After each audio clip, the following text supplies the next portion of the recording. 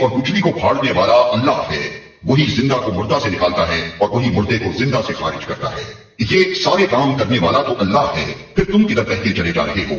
پردہ شب کو چاک کر کے وہی صبح نکالتا ہے، اسی نے رات کو سکون کا وقت بنایا ہے، اسی نے چاند اور سورج کے طلوع و غروب کا حساب مقرر کیا ہے۔ یہ سب اسی زبردست قدرت اور علم رکھنے والے کے ٹھہرائے ہوئے اندازے ہیں۔ دانے اور گٹھلی کو پھاڑنے والا اللہ ہے، یعنی زمین کی تہوں میں بیج کو پھاڑ کر اس سے درخت کی کمبل نکالنے والا۔ وہی زندہ کو مردہ سے نکالتا ہے اور وہی مردے کو زندہ سے خارج کرتا ہے۔ زندہ کو مردے سے نکالنے کا مطلب بے جان مادے سے زندہ مخلوقات کو پیدا کرنا ہے، اور مردہ کو زندہ سے خارج کرنے کا مطلب جاندار اجسام میں سے بے جان مادوں کو خارج کرنا۔ وہی ہے جس نے تمہارے لیے تاروں کو صحرا اور سمندر کی تاریکیوں میں راستہ معلوم کرنے کا ذریعہ بنایا۔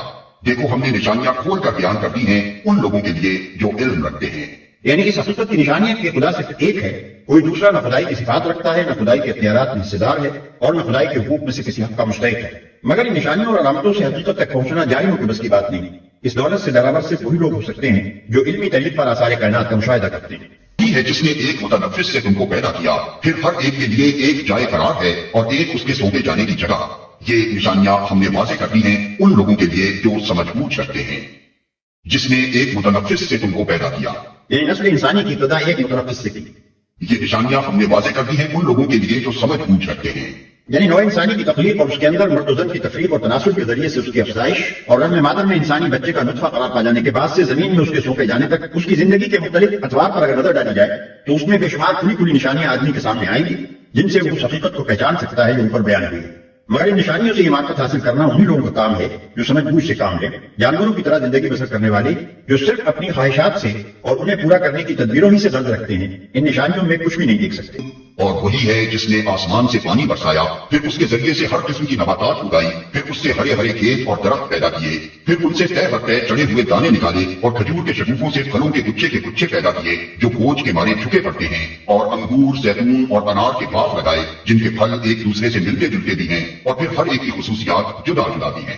یہ درخت جب پھلتے ہیں تو ان میں پھل آنے اور پھر ان کے پکنے کی کیفیت ذرا غور کی نظر سے دیکھو۔ ان چیزوں میں نشانیاں ہیں ان لوگوں کے لیے جو ایمان لاتے ہیں۔ وہ اللہ کا شریک ٹھہرا دیا حالانکہ وہ ان کا خالق ہے، اور بے جانے بوجھے اس کے لیے بیٹے اور بیٹیاں تسلیم کر دی حالانکہ وہ پاک اور بالاتر ہے ان باتوں سے جو یہ لوگ کہتے ہیں۔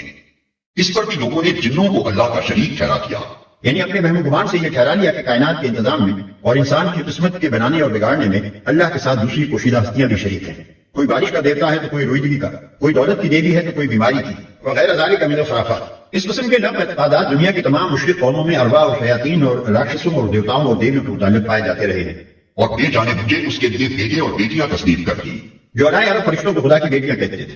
اسی طرح دنیا کی دوسری مشرک قوموں نے بھی خدا سے سلسلہ نسب چلایا ہے اور پھر دیوتاؤں اور دیویوں کی ایک پوری نسل اپنے وہم سے پیدا کر دی۔